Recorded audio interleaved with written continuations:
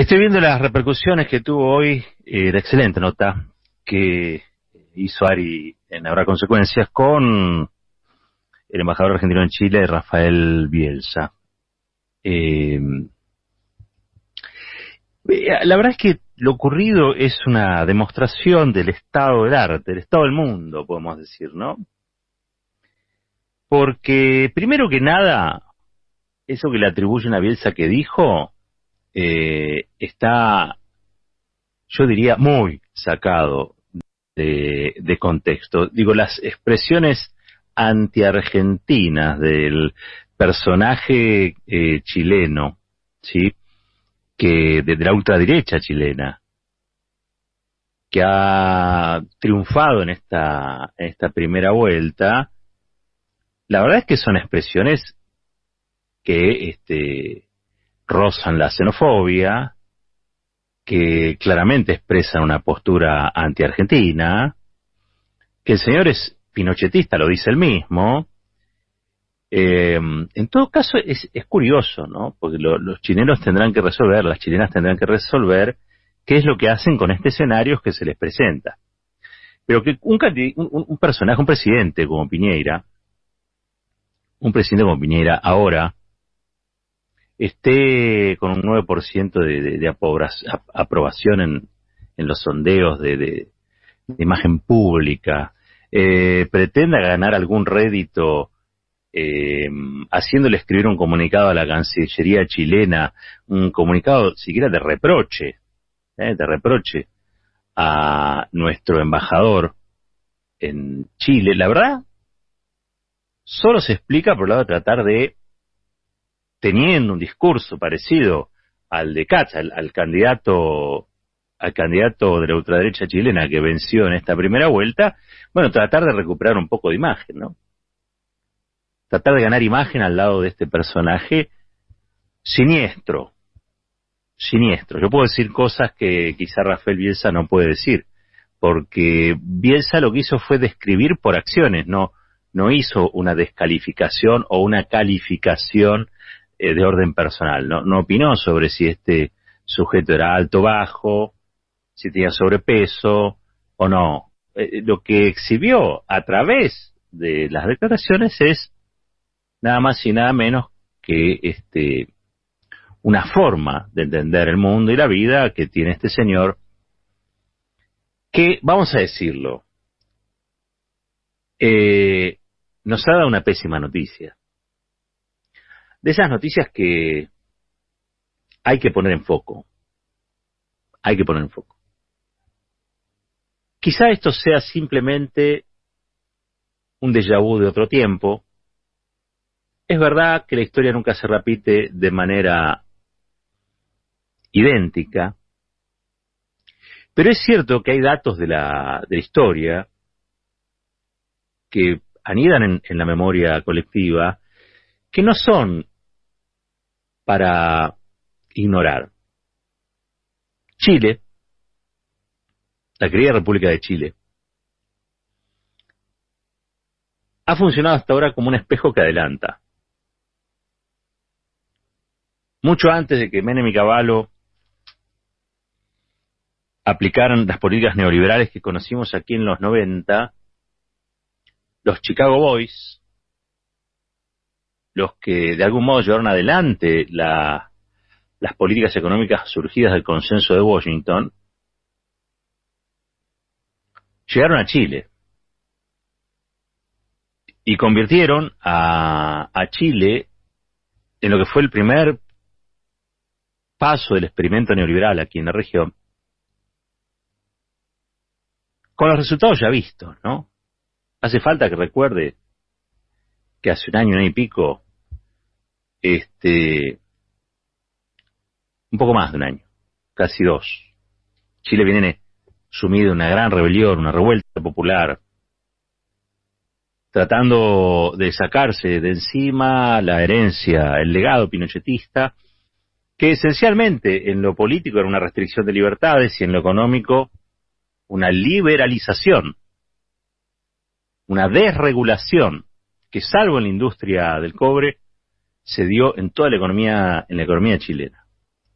generando una sociedad dual con grandes sectores de la población que no alcanzan niveles de ingreso básicos como para acceder a una vida más o menos digna, y un grupo muy reducido, muy concentrado, los familiares de Piñera, o los que son como Piñera, o los que viven en algunos barrios muy puntuales, que se han beneficiado objetivamente, materialmente, de lo que han sido estas políticas neoliberales. La verdad es que es sorprendente que Chile haya llegado después de esas revueltas a un resultado electoral como el que conocimos. Pero es cierto que le decía que es un espejo que adelante y hay que prestarle atención, mucha atención. Allá por el año 73 fue en Chile que se dio un golpe militar, en este caso encabezado por Pinochet, sangriento, que preanunció lo que sucedería apenas 3 años después aquí en la Argentina con Videla y compañía. No podemos dejar de ver también en el ascenso de este fascista, este ultraderechista, Kast, no podemos dejar de ver también el resurgimiento de la ultraderecha que se da a escala global, con personajes como Trump, como Boris Johnson en su momento, bueno, como Bolsonaro en Brasil, como Kast en Chile, o como Milei en la Cava, en la ciudad Cava. Parece que unos se contagian de otros, ¿no? Pero todo eso que parece no tener algún vínculo más que el de la imitación, en realidad sí. Estos grupos empiezan a tejer vínculos, estos grupos empiezan a formar redes, estos grupos empiezan a crecer y a representar algo. En Chile hoy, nada más y nada menos que un tipo que reivindica el pinochetismo, un tipo peligroso, ¿sí? Porque no es que reivindica al pinochetismo porque el pinochetismo tiene algo bueno para reivindicar. No, si vos reivindicás al pinochetismo, reivindicás lo horrible del pinochetismo, no tiene otra cosa. Hoy estaba leyendo un análisis que decía, no, bueno, reivindica el orden de Pinochet. El orden de Pinochet se construyó sobre la sangre derramada de miles de chilenos. No es un orden reivindicable, porque aparte es la sangre derramada como parte del terrorismo de Estado, crímenes de lesa humanidad. A veces me sorprenden, ¿no? Porque me sorprenden algunos con sus comentarios. Un orden fundado de esa manera es un desorden. En todo caso, será un desorden silenciado durante un tiempo. Pero decía, después de todas las revueltas que hubo, es raro el resultado. Es más, Chile puso a un intelectual mapuche al frente de su convención constituyente, precisamente para generar una nueva constitución que se sacara de encima las rémoras del pinochetismo. ¿Cómo puede convivir una cosa con la otra, no? Por eso les decía que esto es una foto del tiempo en el que vivimos, donde muchas cosas muy divergentes conviven, muchas veces de manera armoniosa, muchas veces de manera desarmoniosa, y muchas veces sin tocarse entre sí, de manera paralela.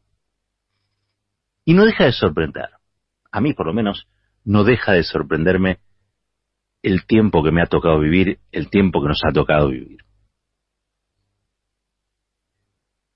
Es una verdadera incógnita qué es lo que va a suceder en el balotaje.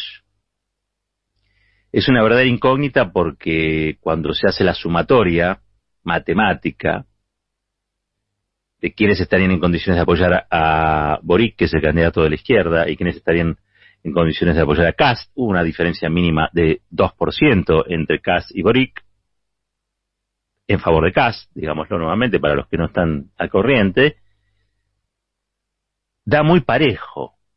Pero claro, Kast hace 2 meses atrás era, como dijo bien Bielsa hoy a la mañana, tempranito, una fuerza testimonial. Casi un personaje, prácticamente un lumpen dentro del escenario político. Y ahora se convierte en el ganador de las presidenciales en la primera vuelta. Es probable que su camino en alza, digamos, sea detenido en un balotaje. Las fuerzas democráticas de Chile, después de la revuelta popular, tendrían que tener una fortaleza un poco mayor que la derecha, ¿no? Pero es cierto que la derecha conserva todavía el aparato del Estado, los medios de comunicación, el partido pinochetista histórico ya le dio el apoyo a Kast. Bueno, la verdad es que Piñera mismo está haciendo ya la campaña para Kast, con lo cual, después de todo eso, hasta llega a haber un Bolsonaro chileno. Y en eso hay que ver también, ¿no?, la importancia que tiene Brasil para nosotros, lo importante que ha sido en su momento Lula y lo desgraciado que ha sido para la región Bolsonaro, ¿no? Porque todas estas cosas tienen, insisto, un contagio, una imitación y hoy ya un vínculo tejido al calor de una ideología que es muy peligrosa. Es una ideología que reivindica cosas que no pueden ser reivindicables en el siglo XXI con una mentalidad abierta y democrática, ¿no? Si querés volver al siglo XVIII, al siglo XIX, lo puedes hacer. Pero generalmente esto era castigado en las urnas, no premiado. Esas cosas eran castigadas en las urnas, no premiadas. Así que hay que prestar mucha atención a eso que pasó. Lo que me sorprende menos es la postura que han tenido algunos referentes del PRO y cómo se plantó la comunicación hegemónica, la prensa hegemónica en relación a lo ocurrido hoy aquí en el Destape. Pasó en el Destape a la mañana temprano, cuando Ari hablaba con Bielsa, muy tempranito. Y prácticamente todos adoptan la postura de Kast, bajo la excusa, el atajo de que un embajador no puede estar opinando sobre esto, aquello, lo otro. Le caen al que criticó al ultraderechista y no al ultraderechista. Es llamativo, ¿no? Está bien. Dice, no, nosotros no queremos. Tampoco hizo nada extraño. La verdad que Bielsa, yo los invito a escuchar, no se dejen llevar por lo que dice la prensa mentirosa. Los invito a escuchar de vuelta la entrevista. La pueden encontrar en Radio Cat, lo pueden encontrar en la web. Y ahí se van a dar cuenta que lo que hizo generosamente Rafael Bielsa fue una pintura del hombre, digamos, un análisis también de lo que había ocurrido. ¿Quién era? Para nosotros un desconocido. Para Bielsa, que es embajador allí, no. El embajador reporta lo que ve. Describe, insisto, por las acciones. No hace una suelta de adjetivos, ¿no?, hirientes. No, describe en función de las cosas que este señor Kast ha dicho. ¿Cuál es la peligrosidad de Kast? Bueno, además de su componente ultraderechista, les decía, una actitud xenófoba contra los extranjeros, tiene una actitud anti-argentina, sí, y los antecedentes entre Argentina y Chile lo tendrán presente los que son un poco más grandes, los que son más jóvenes quizá no tanto. Los antecedentes siempre han sido de tensión. Es un país con el que hemos tenido tensiones por cuestiones limítrofes, donde ha costado mucho la paz, casi siempre, pero también es cierto con una historia común que nos hermana, ¿no? Creo que eso es lo que finalmente se impone y hemos logrado muchas veces salir de la posibilidad de confrontación o enfrentamientos bélicos gracias a que se termine imponiendo un poco la historia en común. El espíritu de San Martín y O'Higgins. Pero la verdad es que lo único que le falta a la Argentina es tener al otro lado de la cordillera a alguien que no nos quiere y que tiene las ideas que tiene este señor. Porque reivindicar a Pinochet es también, y yo lo puedo decir, Bielsa no, pero yo lo puedo decir, es reivindicar al régimen, a la dictadura que apoyó al Reino Unido en la guerra por Malvinas, contra sus hermanos argentinos. Entonces, todo aquel que reivindica a Pinochet también está reivindicando, ¿sí?, al intruso, al usurpador colonialista en nuestras Islas Malvinas. Yo sé que tengo que ser cuidadoso con lo que digo, porque al fin y al cabo uno no quiere ser chauvinista. Yo creo que la guerra está alejada, creo que no se va a dar nunca en esos términos. Pero también es cierto que estas cosas existen, son parte de nuestra memoria. Esos pacificadores, tanto por el tema Beagle como por hielos continentales, bueno, han surgido su efecto. Pero ¿qué pasa? Entramos en un ciclo nuevo. El Mercosur venía bárbaro hasta que apareció en Bolsonaro. El Mercosur venía bárbaro hasta que apareció en la calle Pou. Es decir, eso que viene bárbaro un día choca contra una realidad que no es la de aquellos que comprenden o interpretan la historia de lucha común de nuestros pueblos, sino que son élites que tienen más de divergencias que de puntos en común. Y ahí hay una situación donde los pueblos, que sabemos que la unidad nos favorece, porque no se puede negociar de a uno con el mundo, nos conviene juntarnos, esto que parece una obviedad, que te hiere los ojos de tan obvio, bueno, las élites tienen otros negocios. Si pudieran, competirían entre sí para ganarse el favor de los chinos, el favor de los Estados Unidos. Y ustedes saben también, ¿no?, que chinos y estadounidenses hacen su juego en todo esto. La división, la fragmentación, es un escenario desventajoso para nosotros, pero muy favorable para las grandes potencias. Por eso Perón siempre quiso armar el ABC, que fue como una idea originaria de lo que luego sería la unidad regional. Perón era un convencido de la unidad continental y de la unidad panamericana. Era un tipo que tenía una enorme visión geopolítica. Y el Mercosur, a pesar de todo, digo, no es algo que haya avanzado durante el gobierno de Menem, sino que se inicia con Alfonsín. Alfonsín, Sarney, y permitió desmontar conflictos, incluso hipótesis de conflicto, que son las que renacen cuando las derechas belicosas y beligerantes vuelven a tener protagonismo en la escena. Por eso digo, para nosotros no es una buena noticia lo de Kast. Estuvo livianito, y el que debería ser censurado no es Bielsa, sino el señor Kast. Porque si eventualmente, y toco madera, sucediera que este señor llegue a ser el presidente de Chile, vamos a tener a un presidente chileno que no quiere a los argentinos, sino quiere a las argentinas. Entonces, miren lo que uno tiene para verdaderamente enojarse, o para verdaderamente ofuscarse, pero no, le caen a Bielsa. Entre otros casos le caen, entre otros asuntos le caen a Bielsa por su postura frente a Jones Walla, ¿no?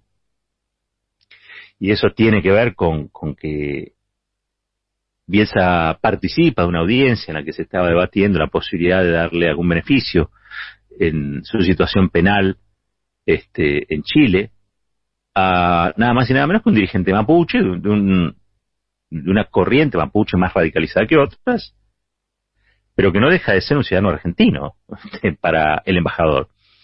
Y participó de esa sesión. Bueno, los chilenos no se lo perdonan, porque yo no sé si ustedes tienen presente que todo el sur de Chile está militarizado. Chile está militarizado, una suerte de estado de sitio, porque precisamente allí al sur de Chile ha habido una organización, ¿sí?, de los pueblos mapuches, comunidades mapuches, ¿sí?, que se han vuelto potentes en sus reclamos. Simultáneamente o en paralelo también ha surgido algún grupo que reivindica la violencia, que resulta un poco funcional, si se quiere, algunas versiones que cada tanto el Departamento de Estado desparrama por aquí, ¿no? Así como, vieron que siempre hablan de la triple frontera, y la triple frontera está llena de terroristas del Líbano, sirio. Nunca lo pudo demostrar Estados Unidos, pero allí están todos los terroristas del mundo, están en la triple frontera. Excusa que les permite a ellos tener una presencia con bases militares. Sur de América Latina, la amenaza es los pueblos mapuches. Y los pueblos mapuches son los que de alguna manera se están convirtiendo en terroristas, ¿no?, que es lo que plantean desde Estados Unidos a Patricia Bullrich. si es que hay diferencia. Digo, no, pero esto hay que tenerlo muy presente, porque son intereses que operan muchas veces sin que nosotros lo tengamos tan claro en lo cotidiano. Claro, imaginemos que nosotros tenemos gente en la televisión que trata de explicar lo que a veces no entiende o otras veces es inexplicable. Pero yo quisiera saber cuáles son los expertos en geopolítica que tenemos nosotros en los noticieros de los canales que vemos habitualmente. No, digo, está bien, no tiene que haber no, sería cuestionable. Pero ponele, no hay obligación de tener un experto en geopolítica en cada noticiero o en cada... Pero la verdad es que para lo que es el mundo hoy, ¿y cómo que no? Pero bueno, también se puede reemplazar por una buena entrevista, ¿sí? Por una buena entrevista. Ahora, el que lo va a entrevistar es Majul. Entonces, es un tema, ¿no? Es un tema muy complejo porque, aparte, todo el sistema de comunicación está sentado sobre las hipótesis de conflicto que plantea el Departamento de Estado. No son las necesidades argentinas, no pensar la región con cabeza propia, como si aquí no hubiera existido la integración regional fuerte que existió en los años de Lula, de Néstor, de Cristina, y de tantos otros. Hasta hoy recordábamos por la mañana que hasta Piñera participó de los festejos del Bicentenario en su momento, y bueno, me parece que nosotros tenemos ahí una memoria de integración con el querido Chávez también. Hubo también elecciones en Venezuela, después la vamos a estar comentando. Una memoria de integración regional que evidentemente es contradictoria con los intereses de aquellos que venían a proponer el ALCA y se fueron sin nada en las manos, ¿no? Sin nada en las manos.